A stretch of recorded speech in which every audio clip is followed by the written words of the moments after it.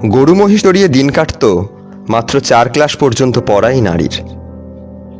10 বছর বয়সে বিয়ে হয় 30 বছরের এক লোকের সাথে। 19 বছর বয়সে হন 3 সন্তানের জননী।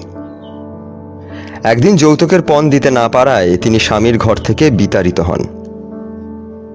নির্মম প্রহারের আঘাত সহ্য করতে না পেরে মূর্ছা গেলে স্বামী মৃত মনে করে গোয়াল ঘরে ফেলে যান। তখন তিনি ছিলেন সন্তান সম্ভবা।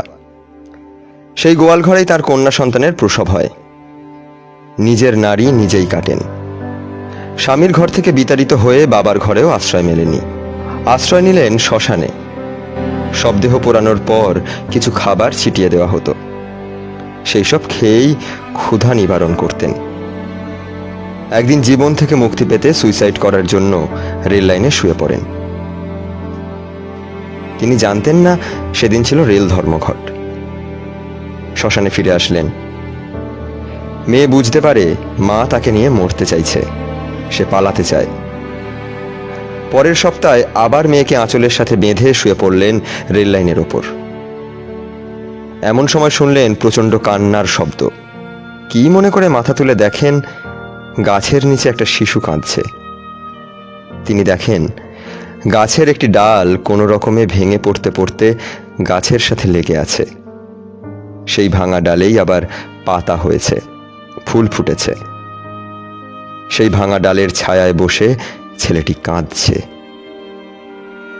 তিনি ভাবলেন, ভেঙে যেতে যেতে টিকে থাকা গাছে যদি পাতা গজায়, ফুল ফোটে, সেই ভাঙা গাছের ডালে আবার ছায়া দিয়ে মানুষকে আশ্রয় দেয়, তবে তার এই জীবনটা কি শুধুই অর্থহীন?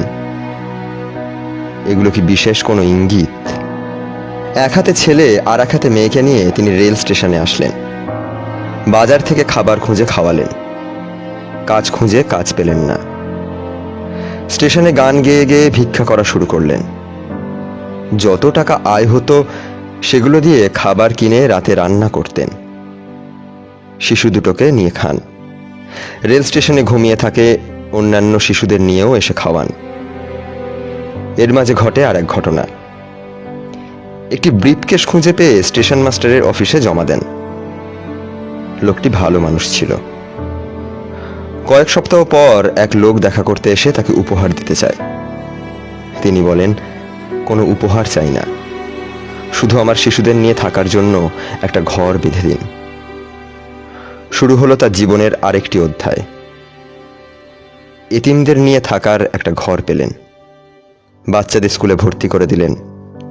শিশুদের প্রতি তার এই ভালোবাসা দেখে অন্যান্য মানুষেরাও এগিয়ে আসলো। ঘর বড় হলো।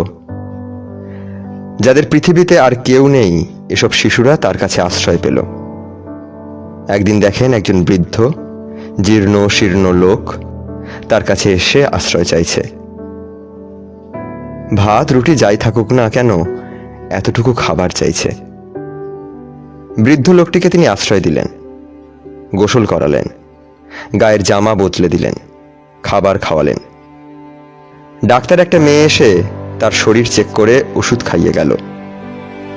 বৃদ্ধ লোকটি তাকে চিনল না, কিন্তু তিনি নিজে চিনতে পেরে বললেন, একদিন তুমি এক সন্তান সম্ভবা মেয়েকে মেরে গোয়াল ঘরে ফেলে রেখেছিলে, কিন্তু বিধাতার কি নিয়ম দেখো, আজকে তুমি সেই মেয়ের কাছেই আশ্রয়ের জন্য এসেছ।